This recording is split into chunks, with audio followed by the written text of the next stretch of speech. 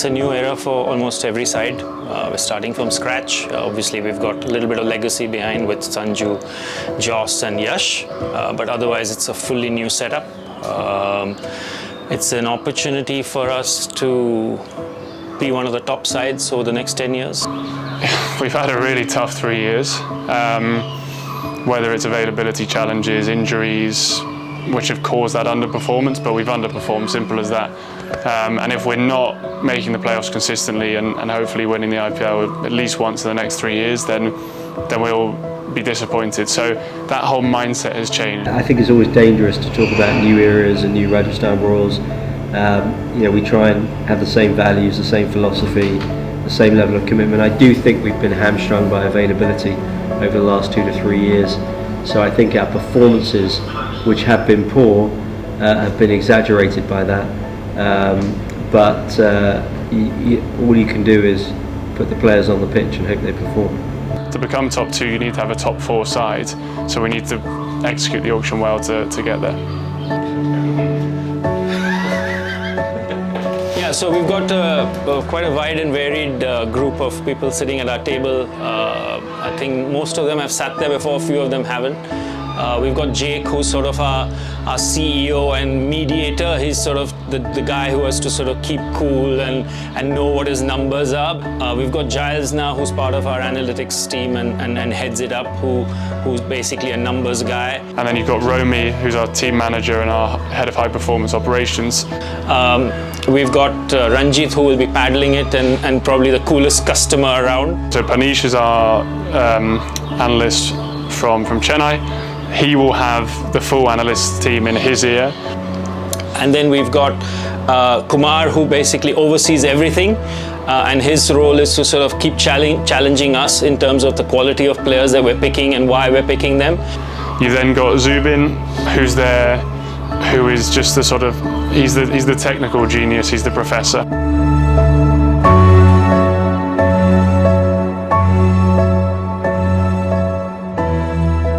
So say Ashwin's obviously out first, and you get him at 9. That means so that's spinner ticked off. You then like that's it, gone for. Yeah, you took you're that not getting. And then is that like a live?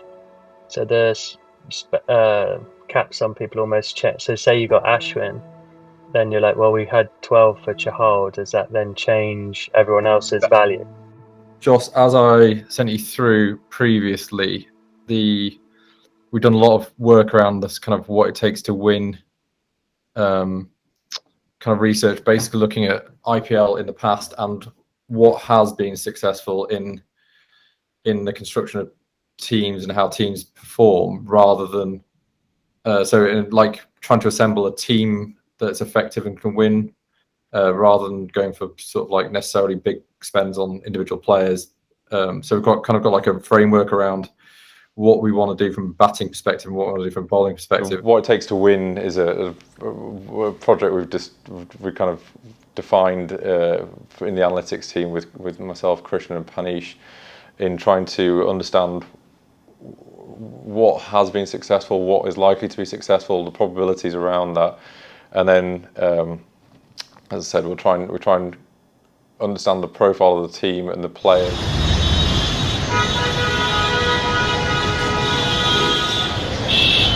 Fix these, but will this bowling attack be okay? Yeah. It's absolutely fine. I mean, the other thing is Express, the flow is quality, Shivam left arm. You have got the options there. basically the flow is the same for both of these, which is a good thing, right? So we can literally have a debate at the end of the day. How have the prices changed? Because you're literally going Bolt, Lockie, Ashwin, and your overseas bat. Those are your 3. Yeah, that's and how it it's is. That's the consistently same. across both. So that's Then your seam, you got Mavi in both. Yeah. And you got Deepak Chahar. Mavi / Krishna / So that's your then same lots. That's your then flex. Yeah. If you get in for your 10-11, then you almost switch to this because that's good value. So if not, you can then adjust to this one, knowing you can get these guys. So both is telling that Ravi Ashwin and Borit are important early on to get them. I mean, both this. Yeah, so when you've got 3 elite spinners like that, you'll happily have any of them. Yes, you might have a preference, but again, the lot order within the auction may determine how you approach it. So Ashwin comes earlier. Having that clarity, locking that player in can provide value in who else you secure.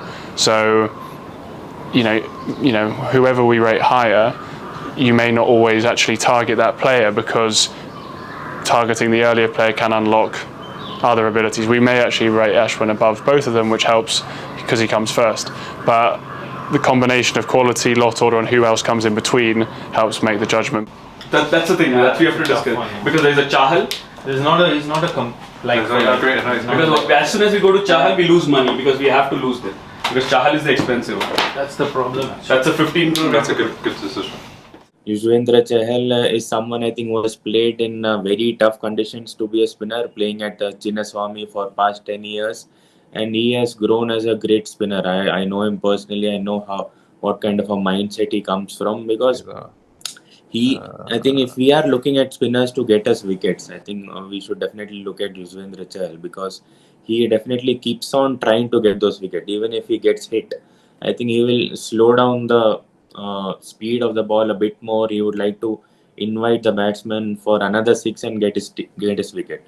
No matter if it's a lefty or a righty, I think he does both actually. So he is more of a wicket taker for me. The numbers of options change for each position, and then depending on that particular profile, it can change again. So we have to try and keep as many as possible. It's not generally a very specific number. Thankfully, we're all negative, and yeah, we've had some really good days here. Now on to ITC, auction tomorrow. Let's have some fun.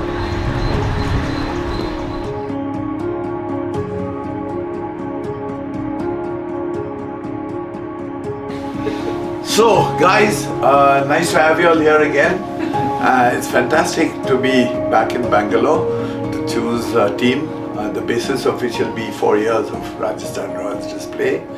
As usual, I'm sure that we will pick the best, who will play the best. Sure. Perfect. Yeah, I mean, obviously limited sleep for the last week just because mind's whirling around all the options. But yeah, again, we had a good session together yesterday, sort of talking through what is our ideal end game and sort of prioritising, again, where we want to spend the cash and where we can make sacrifices to have more comfort elsewhere. And I think, you know, the learning from the last simulation, when we didn't get anyone in the first 4, it puts you under a lot of pressure and means you can then get bid up on lower quality individuals. So I think we want to get some quality on the board in the first 4 lots, and I think we're all aligned around that. It just depends. If we haven't got Ashwin, then, you know, whoever's left after Ashwin and Chahar has potentially gone. Obviously, you know, Kings and Sunrisers have the most cash. And if either of them are looking for that lead spinner, which I'm just looking at the lineups now in the sheet I sent you. So that's why I think we're going to get Ashwin less than we expect. You know, the Chahar one, because he comes in lot 6, there's a lot of variables before then. Like, he's a big fan of Rian. You know, he thinks we've invested in him for 3-4 years. We've all seen his quality. The fact is, his data actually in India is backed up by Giles, so in the what it takes to win, he fits our finisher role with regards to data. So it's not just a sort of favouritis point, but Sanju would rather, you know, build for the future and get a Rian in. Beyond to the lot 2 here, beyond to the lot, the first player in lot 2 is Shimron Hitmire at 1.5 crore. 1.5 crore Shimron Hitmire. Sunrisers, let's start at 2 crore Sunrisers. 8.4 Shimron Hitmire. In the next 5 seconds if you want to bid. 8.6 Rajasthan Royals. 8.8 Sunrisers. Sunrisers 8.8. Yeah. Good to bid. Yeah. Finish. 9 crores Rajasthan Royal for Shimron Hitmire. 4 to Rajasthan Royal. So now. Okay, so Hetmire is here, Ishan Kishan is here, and then Deepak and all are. How much would a guy like Padikkal go for? 11, 10, 11, 12. Same, huh? 10, 11, 12 you mean? Really, huh?